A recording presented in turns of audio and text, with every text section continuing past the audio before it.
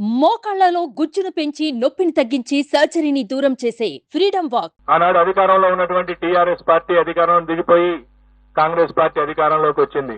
Assembly ఎన్నికల ఫలితాలలో 1, 2, 3, 4 స్థానాలలో ఉన్నటువంటి పార్టీలు అనగా సీట్ల సంఖ్యలో 1వ స్థానంలో ఉన్నటువంటి కాంగ్రెస్ పార్టీ, 2వ స్థానంలో ఉన్నటువంటి బీఆర్ఎస్ పార్టీ, 3వ స్థానంలో ఉన్నటువంటి భారతీయ జనతా పార్టీ, 4వ స్థానంలో ఉన్నటువంటి ఎంఐఎం పార్టీ. సీట్ల సంఖ్యాపరంగా 65, 39, 8, 7 వచ్చి ఆనాడు అసెంబ్లీ ఎన్నికల్లో ఉండటం మనం అందరం చూశాం. 5 నెలలు తిరిగేలోపే ఆయా రాజకీయ పార్టీల యొక్క స్థితిగతులు పూర్తిగా మారిపోయినాయి. 1వ స్థానంలో ఉన్నటువంటి కాంగ్రెస్ పార్టీ నేడు 2వ స్థానానికి వచ్చింది పార్లమెంట్ ఎన్నికల్లో. ఆనాడు 2వ స్థానంలో ఉన్నటువంటి టీఆర్ఎస్ లేదా బీఆర్ఎస్ ఈ రోజు చిట్ట చివరి స్థానానికి వచ్చింది, అనగా 4వ స్థానానికి. ఆనాడు 3వ స్థానంలో ఉన్నటువంటి భారతీయ జనతా పార్టీ ఇప్పుడు మొదటి స్థానంలోకి వచ్చింది. ఆనాడు చివరి స్థానంలో ఉన్నటువంటి ఎంఐఎం పార్టీ ఈనాడు 3వ స్థానంలోకి వచ్చింది. మే 13వ తేదీన జరిగినటువంటి పార్లమెంట్ ఎన్నికల్లో 17 పార్లమెంటు స్థానాలకు ఎన్నిక జరగగా కాంగ్రెస్ పార్టీ 7 నుండి 8 స్థానాలను కైవసం చేసుకోబోతా ఉంది. కాంగ్రెస్ పార్టీ 7 నుండి 8 స్థానాలను కైవసం చేసుకోబోతా ఉంది. భారతీయ జనతా పార్టీ 8 నుండి 9 స్థానాలను కైవసం చేసుకోబోతా ఉంది.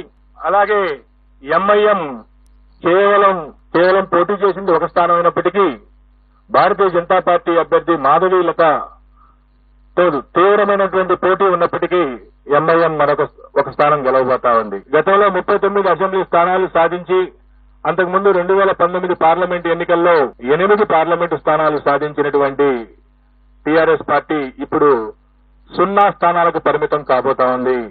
1 స్థానం కూడా ఈ ఎన్నికల్లో టీఆర్ఎస్ పార్టీకి వచ్చే పరిస్థితి లేదు. సాక్షాత్తు తెలంగాణ రాష్ట్ర సమితి అధ్యక్షుడు కేసీఆర్ గారు, సీనియర్ నాయకులు హరీష్ రావు గారు ప్రాతినిధ్యం వహిస్తున్నటువంటి మెదక్ పార్లమెంటు కూడా ఈ రోజు టీఆర్ఎస్ పార్టీ పొందలేనటువంటి పరిస్థితి.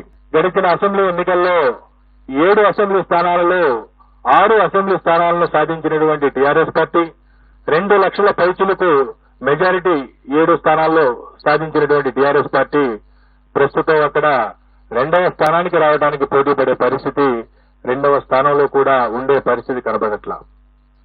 సో ఈ విధంగా భారతీయ జనతా పార్టీ ఆదిలాబాద్, నిజామాబాద్, కరీంనగర్, జహీరాబాద్, మెదక్, మల్కాజ్గిరి, చేవెళ్ల, సికింద్రాబాద్ 8 స్థానాలను సునాయాసంగా కైవసం చేసుకుంటూ మహబూబ్ నగర్ లో గట్టి పోటీ ఉన్నప్పటికీ స్వల్ప ఆధిక్యతతో శ్రీమతి డికే అరుణ గారు అక్కడ విజయం సాధించే అవకాశాలున్నాయి.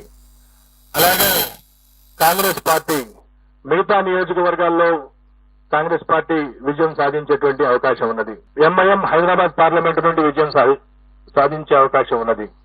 సుమన్ టీవీలో మీ పర్సనల్ అండ్ బిజినెస్ ప్రమోషన్స్ కోసం కింది నెంబర్కి కాంటాక్ట్ చేయండి.